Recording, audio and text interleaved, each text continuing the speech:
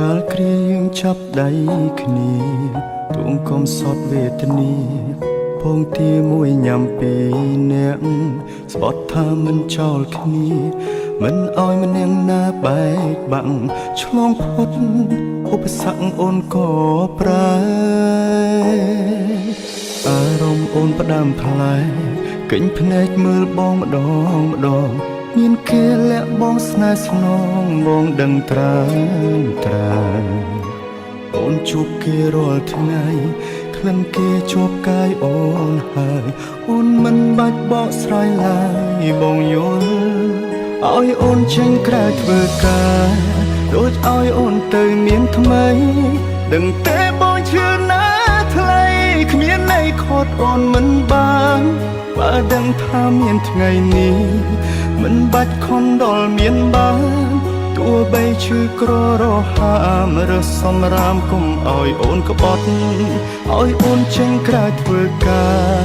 ដូចឲ្យអូនទៅមានថ្មីទោះបងយំស្លាប់មកថ្លៃ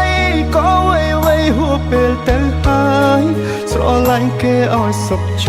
មបងមិនខត់ទេសែអើយតែបើអូនចង់បកក្រោយចាំត្រាំត្រាយបងនៅទទួល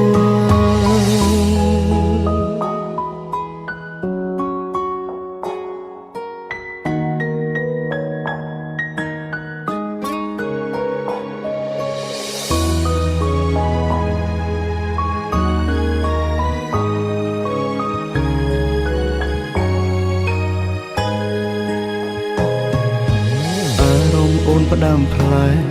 កិញភ្នែកមើលបងម្ដងមានគេលាក់បងស្នេហ៍ស្នងបងដឹងត្រាអូនជួបគេរាល់ថ្ងៃក្លិនគេជាប់កាយអូនហើយអូនមិនបាច់បកស្រាយឡើយបងយោ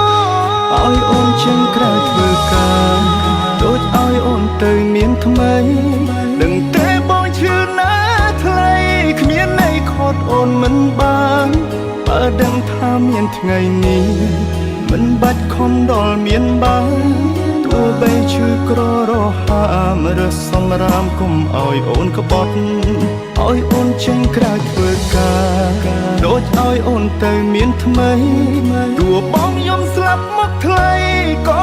វៃហួសពេលទៅហើយស្រឡាញ់គេឲ្យសុខជមបងមិនខត់ទេសែអើយតែបើអូនចង់បកក្រោយចាំត្រាំត្រាយបងនៅឲ្យអូនចេញក្រៅធ្វើការ